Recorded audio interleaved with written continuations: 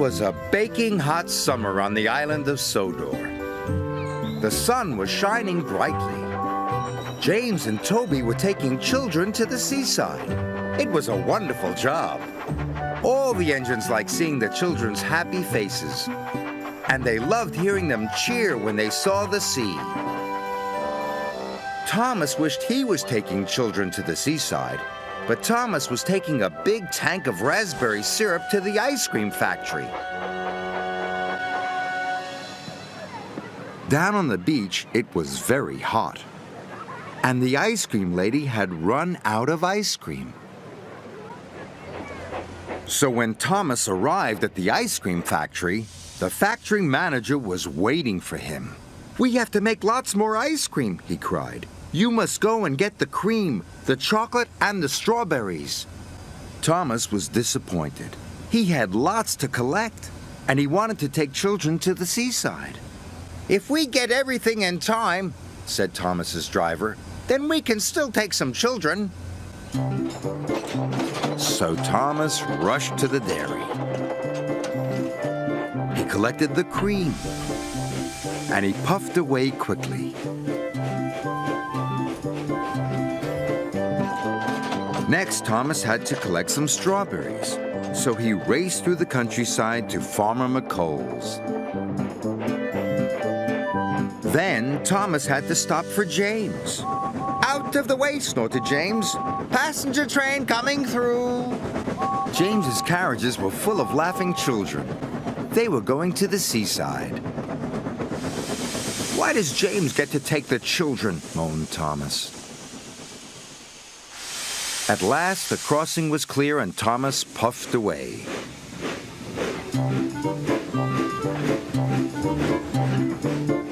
"If I'm quick, I can still take some of the children," he puffed. So Thomas raced as fast as he could. Soon, Thomas arrived at Farmer McColl's. "Please be quick," Thomas panted. The farm workers loaded his freight car. Before long, it was filled with plump, ripe strawberries. "Thank you," Thomas chuffed, and he raced away.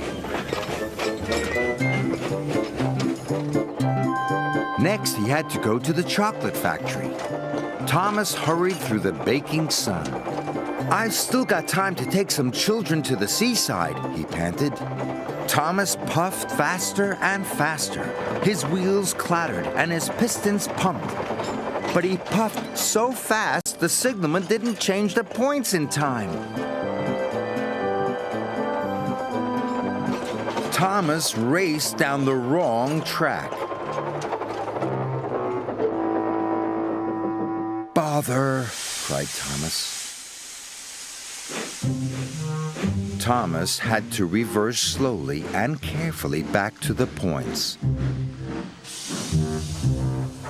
Then he had to wait while Toby went past.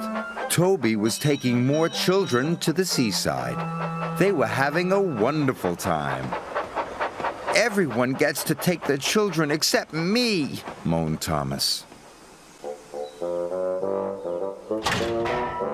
At last, the signalman changed the points. Thomas reversed back onto the track. And soon he was on his way once again.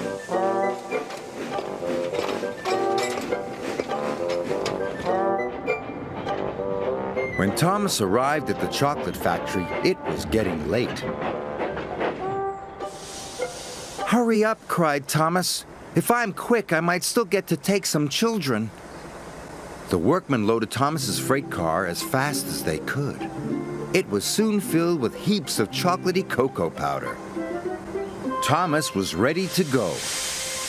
But the shunters hadn't released the brakes on the freight cars. Thomas pulled as hard as he could, but the freight cars wouldn't move. "I have to hurry," puffed Thomas. He heaved, he huffed, and he puffed, and he heaved so hard. The coupling broke. Thomas shot forward. Cocoa powder flew everywhere. "Now I'll never get to take the children," puffed Thomas. After a long time, Thomas's freight cars were ready. The yard manager had released the brakes, and Thomas chuffed carefully out of the yard.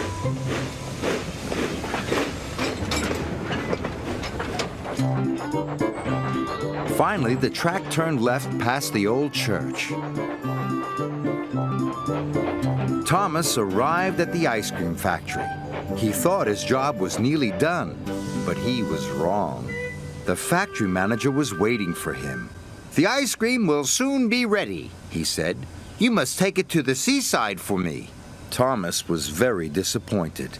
He wished he could take children to the seaside instead. He wanted to hear them cheer when they saw the sea. Thomas puffed along the coast to the seaside. "I wish I was taking the children," sighed Thomas. Percy was waiting at the seaside station, and so were lots of children.